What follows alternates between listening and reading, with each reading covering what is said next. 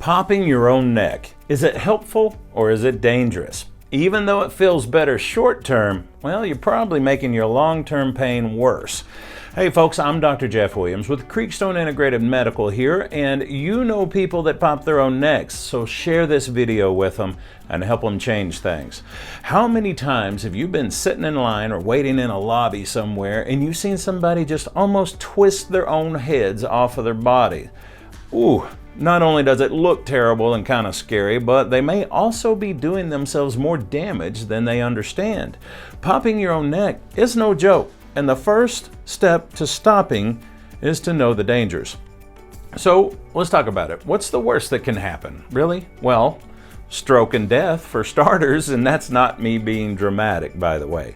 A stroke and potential death is the worst thing that can happen from popping your own neck. More specifically, it's termed a vertebral artery dissection, or VAD. And there's nothing good about it. Some people recover, and some don't. So there is most certainly a chance that an unlicensed person playing chiropractor and popping necks, or people popping their own necks, can directly cause a VAD. But there is a myth circulating that we can talk about that even licensed doctors of chiropractic can cause stroke. Well, that is mostly a false rumor, and I expound on it in a blog entry that I'm going to include underneath here that you can go and check out. However, the point being made here is if licensed chiropractors that know what they're doing can be accused of causing strokes, is there not a real concern that popping your own neck can absolutely cause the problem? Well, of course there is. People suffering from neck pain don't realize that chiropractors, the ones that know what they're doing, cannot adjust or fix themselves. I can't fix myself. I lack the vantage point and the ability to accomplish the direction of correction. So what are the chances that popping your own neck will actually fix the issue when you typically don't know the anatomy, the techniques, or have the correct positioning, or have any background to set yourself up for success? Oh, and like I said, licensed chiropractors can't even fix themselves. People are popping their own necks over and over and over because the pain keeps bothering them over and over, right? So what they are doing in reality is moving every joint in the neck that does not need to be moved around, rather than working on the areas that do need to be moved just a little bit. It's a downward spiral that continues to perpetuate until the person is left with serious hypermobility or instability in their neck. If you've been popping your own neck, well, you'll probably admit, if you think about it, that popping your own neck has become easier and easier to accomplish over the years. Everything that is supposed to be holding the spine tightly together gets more loose and more unstable. And by everything, what I'm referring to is the connective tissues of the neck, the postural muscles of the neck, and the ligaments of the neck. These structures help steady and stabilize what is essentially a bowling ball sitting on top of a stack of bones and cartilage. So if you keep decreasing the stability of these structures and making it hypermobile, well, it only makes sense that you begin to suffer the consequences in the form of chronic pain and chronic dysfunction of the joints. As your spine becomes more and more movable and unstable, the movement and activity within the joints of the neck starts to increase. And this has the potential and likelihood to increase irritation, inflammation, degeneration, and pain. The neck will get more chronic and more unstable as time marches and as the person keeps on twisting and cracking their neck every day, all day long. Your spine wants to be stiff and strong.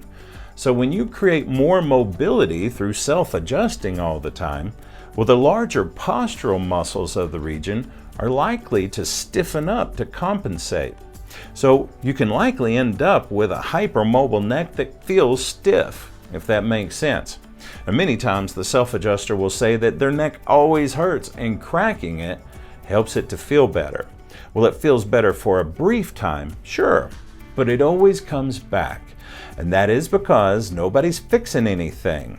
The self-adjuster is not fixing the problem, they're causing an endorphin dump that makes it feel better briefly, but that is the only thing they've accomplished. It's like having a bad chiropractor, a really bad chiropractor. So think about it. It's like telling your mom, your dad, or your best friend that you have found the absolute worst chiropractor in town. This terrible chiropractor is super cheap, very accessible, and has really convenient hours, but is honestly a really, really terrible chiropractor and just doesn't seem to know their stuff very well at all. In fact, they basically don't know what they're talking about at all. So not only that, not only have you found the worst chiropractor probably ever, but you're going to visit this really terrible chiropractor probably 5 to 10 times per day, every day. What would your mom or your trusted friends say to you? Exactly. They'd say, you have lost your mind. Why would you ever start seeing this unqualified, ignorant, and incapable person? And please stop doing it right now before you get hurt. So, you know you'd hear that from them. So stop popping your own neck. Take the time to get it fixed correctly, and you'll stop thinking about wanting to pop it all of the time. This is not a physiological habit. This is a behavioral habit. It's not like heroin or crack or cigarettes. It's a behavioral habit. So take the time to get the correct area working right, and then strengthen and stabilize the neck rather than continuing to pop and mobilize in an unending downward cycle. You'll just stop thinking about it because it'll hopefully stop bothering you altogether. So you quit popping it because it doesn't bother you. You don't think about it. But you've done the damage now, and you need to take the time to do the fixing. A chronic problem can typically be resolved to a satisfactory level of recovery in maybe, 15, 20 visits or so. And that may sound like a lot, but how many times have you popped your neck? You did probably 15 or 20 times in just a few days. So some patients would certainly require more attention, while others wouldn't need nearly that much. It would require exercise and rehabilitation to try to strengthen and attempt to stabilize the area. So you just need to plan on that.